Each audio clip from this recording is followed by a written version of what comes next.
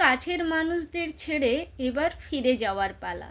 জানি না আবার কবে দেখা হবে, হয়তো বা 6 মাস কিংবা 1 বছর পরে। এসেছিলাম অল্প কয়েকদিনের ছুটিতে, সবাইকে ছেড়ে, সেই চেনা গলি, চেনা রাস্তা, প্রিয়জন, কাছের মানুষ, পরিবার সবাইকে ছেড়ে এবার ফিরে যাওয়ার পালা। এবারের জামাই ষষ্ঠী একদমই অন্যরকম ছিল, যদিও বা আমাদের এত বছরের বিবাহিত জীবনে এটা দ্বিতীয়বার জামাই ষষ্ঠী পালন, কিন্তু এবারের জামাই ষষ্ঠী সত্যি একদম আলাদা। কেন সেটা তো অবশ্যই শেয়ার করব, আর তার সাথে ছোট্ট করে শেয়ার করব আমাদের আজকের হাওড়া টু ইন্দোর ট্রেন জার্নির ব্লগ। ফোঁটা দেওয়ার পর্ব ছাড়া বাকি সমস্ত কিছু আগেই পালন করা হয়েছিল। খাওয়া দাওয়া, গিফট সমস্ত কিছু আগেই হয়ে গেছিল, তখন কিন্তু বাকি জামাইয়েরও ছিল। এখন শুধু ফোঁটা দেওয়ার পর্ব, কারণ আগে সমস্ত কিছু পালন করলেও ফোঁটা দেওয়াটা তো হয় না, আর এখন তড়িঝড়ি করে ফোঁটাটা দেওয়া হচ্ছে। আর তার কারণ কি সেটা অবশ্যই শেয়ার করব। ওইটা চাল রাখার জায়গা, এটা চাল দ্রুব রাখার জায়গা, একদম পরিষ্কার করে আছে।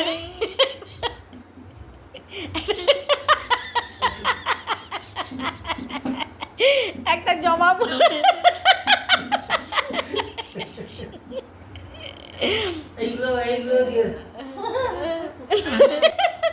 মা দুটো জবা ফুল কি সুন্দর করে সাজিয়ে দিয়েছে। হ্যাঁ হ্যাঁ, কিটা আমি কিচ্ছু নেব না। না না না না না, আমি পেয়ে গেছি। আসলে জামাই ষষ্ঠীর দিন সকালবেলায় আমাদের ট্রেন ছিল। আমরা যেহেতু 2 মাস আগে টিকিট করেছিলাম, তখন কিন্তু এতটা খেয়াল করিনি যে জামাই ষষ্ঠীর দিনই আমাদের ট্রেন আছে। কিন্তু যেহেতু ট্রেন আছে তাই আমাদের বেরোতেই হবে। আর আমরা গেছিলাম বলে তখনই সবাইয়ের সাথে দেখা হয়েছে, সবাই এসেছিল, তখনই একটা ছোট্ট করে জামাই ষষ্ঠীর একটা অনুষ্ঠান সেলিব্রেশন হয়েছিল। কিন্তু সেটা তো টিকা হতে পারে না, কারণ সমস্ত কিছু হলেও এই যে ফোঁটা দেওয়ার পর্ব সেটা কিন্তু জামাই ষষ্ঠীর দিনই করতে হবে। তো তাই কোনোরকম সকাল সকাল মা তাড়াতাড়ি করে ফোঁটা দিয়েছে, আর আমরা ফটাফট করে বেরিয়ে পড়েছি, কারণ ট্রেনের টাইম, এত দূর লং রাস্তা যাব আমরা, আমাদের বাসে কমসে কম 5 ঘন্টা তো লেগেই যায়। তো এত দূর রাস্তা যাওয়া সকাল সকাল, তাই আর দেরি করলাম না। কিন্তু ফোঁটাটা পেয়েছে, এত বছরের বিবাহিত জীবনে এটা মাত্র দ্বিতীয়বার ফোঁটা পেল। একবার তাও কোনো রকম আমার শরীর অসুস্থতার জন্য মা বাবা এসেছিলেন আমার কাছে, তখন প্রথমবার জামাই ষষ্ঠী পেয়েছিল ফোঁটা। তারপরে এটা তো সেকেন্ড টাইম, কিন্তু পুরোটা দিন কিন্তু থাকতে পারলো না, এতটাই জামাই ষষ্ঠীর স্পেশাল ব্লগ এটা। তো যাই হোক, অবশ্যই মন খারাপ হয় একা একা এত দূরে থাকা, সবাইকে ছেড়ে, পরিবার পরিজন, মা বাবা ভাই বোন সবাইকে ছেড়ে এত দূরে থাকা, সত্যিকারের সবাইকেই মেনে নিতে হয়, সেটা কিছু করার থাকে না। আর সঙ্গে হাজব্যান্ড যাচ্ছে, কিন্তু সেও এক টাইমের পরে থেকে যাবে একটা জায়গা। তো শুধুমাত্র আমি আর ছেলে দুজন মিলে চলে যাব ট্রেনে করে, এত দূর, দুদিনের রাস্তা। এখানে আমরা বসে আছি হাওড়া স্টেশনে। ছেলে আর হাজব্যান্ড গেছে একটু বাইরের দিকে কোনো একটা কাজের জন্য। আমি হাওড়া স্টেশনে বসে আছি, আমাদের ট্রেন আসতে এখনও একটু দেরি আছে। এই একটা ট্রেন চলে যাচ্ছে, নানা রকম ট্রেন আসছে যাচ্ছে, আর আমরা বসে আছি। হ্যাঁ, আমরা এত সকালে বেরিয়েছিলাম যে আমরা হাওড়া স্টেশনে পৌঁছে কিন্তু আগে ভাত খেয়েছি। ছেলে বিরিয়ানি খেয়েছে আর আমরা ভাত খেয়েছি। আসলে ওর জন্য বিরিয়ানি রাখা ছিল, যেহেতু ও পছন্দ করে। তো যথারীতি আমাদের ট্রেনের এই যে নাম্বারও দিয়ে দিয়েছে, আর আমাদের যে বগির নাম্বার, মানে B1 B4 S2 S1 যেমন যার আছে সেটা দিয়ে দিয়েছে। তো সবাই আমরা লাইনে দাঁড়িয়ে আছি, অনেকক্ষণ থেকে যেহেতু নাম্বারটা দিচ্ছে, তাই সবাই মিলে অপেক্ষা করছি কখন আমাদের ট্রেন আসবে। অবশেষে আমাদের ট্রেন এলো, এই যে আমাদের ট্রেনের নাম্বারও দিয়ে দিয়েছে। একটা মাত্র ট্রেন চলে, ইন্দোর টু হাওড়া, হাওড়া টু ইন্দোর, একটাই ট্রেন, সেটা হলো শিপ্রা এক্সপ্রেস। তো অগত্যা ট্রেন ঢুকে গেল, এবারে আমরা অবশ্যই উঠবো। কিন্তু যেহেতু আমরা বাড়ি থেকে সকাল সকাল বেরোই, তাই ট্রেনে খাওয়ার জন্য বিশেষ কিছু রান্না নিয়ে আসি না, কারণ রাস্তায় খারাপ হয়ে যাবে। তাও আমরা অল্প স্বল্প নিয়ে এসেছিলাম, সেটা কিন্তু হাওড়া স্টেশনে বসে অর্ধেক খাওয়া হয়েছে, আর বাকিটা খাওয়া হবে রাত্রিবেলা। তো যাই হোক, সন্ধ্যাবেলা চা নিয়েছি, ছেলে আর আমি দুজনে চা নিয়েছি। হ্যাঁ, এত বছরে যাওয়া আসাতে এই প্রথমবার এরকম সিট পেলাম। রাত্রিবেলা ভাত নিয়ে বসছি, ভাবলাম বেশি কিছু খাওয়ার ইচ্ছে হচ্ছে না, মনটাও যে ভালো থাকে না কারণ সবাইকে ছেড়ে যেতে, তাই ভাবলাম ভালো করে ডিম চটকে নেব, ভালো করে মানে পেঁয়াজ টিয়াজ নুন সব কিছু দিয়ে তেল দিয়ে আমরা কিন্তু সব সাথে করে নিয়ে যাই, তার সাথে অবশ্যই আছে চিংড়ি মাছ। তো যাই হোক রাত্রিবেলাতেও খাওয়া হয়ে গেছে, তারপরে সকালবেলা নিচে নামলাম। হ্যাঁ, এবারে বলে রাখি, এত বছর ট্রেন জার্নি করছি, এরকম খুব একটা সিট পাই না। এবারে কিন্তু দুজনেরই আপারে আছে, আর যেহেতু আমার আপারে খুব একটা পড়ে না বলে ওই হ্যাবিটটাও ছিল না, তাও ভাবলাম পড়েছে যখন আপারে ওখানেই বসতে হবে, কিছু করার নেই। আর নিচে আরএসি ছিল, তো নিচে বসার কোনো উপায় ছিল না, যেহেতু নিচে অলরেডি আরএসি আছে।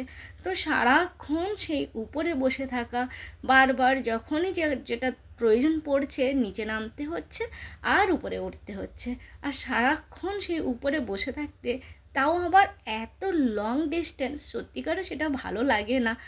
কিন্তু ভালো লাগা খারাপ লাগার উপরে তো কিছু নেই, বসে থাকতেই হয়। তো অগত্যা নিচে আমি নেমে এলাম, কারণ নিচে যিনি ছিলেন তার ঘুম ঠিক হয়নি, উনি বললেন একটু উপরে ঘুমাবেন। তো উনি যেই ঘুমাতে গেছেন তখন আমি নিচে বসে চা খাচ্ছি, সকাল হয়েছে।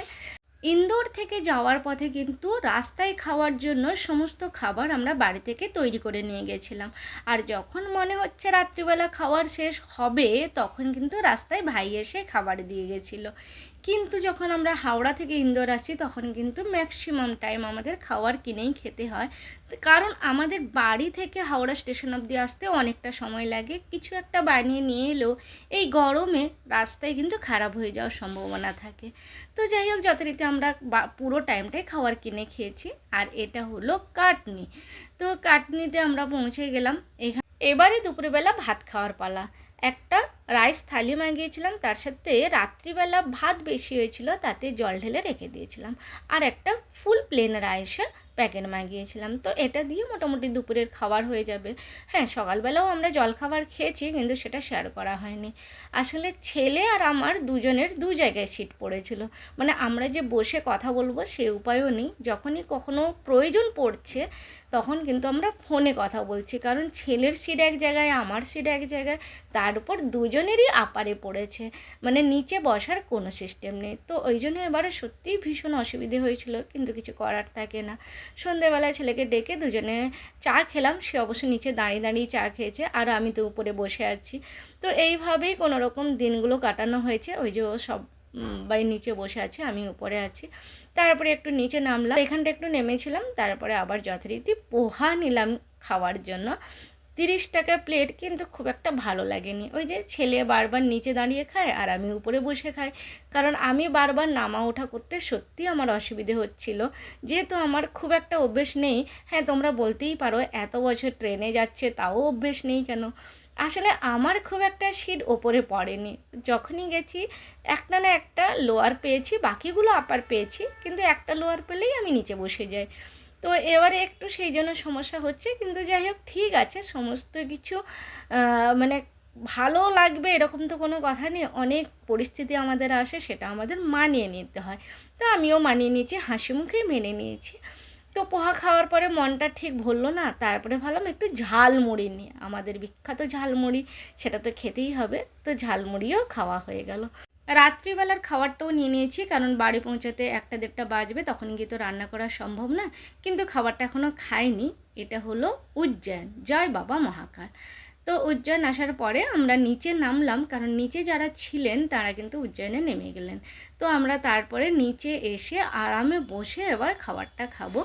রাত্রিবেলা আমরা একটা ভেজ থালি নিয়েছি আর একটা ডিম থালি, মানে আন্ডা থালি বা এগ থালি নিয়েছি। যাই হোক, তো আচার তো আছে, তার সাথে এটা কিন্তু সুজির একটা হালুয়া দিয়েছিল, আর এক্সট্রা আমরা ভাত নিয়েছি।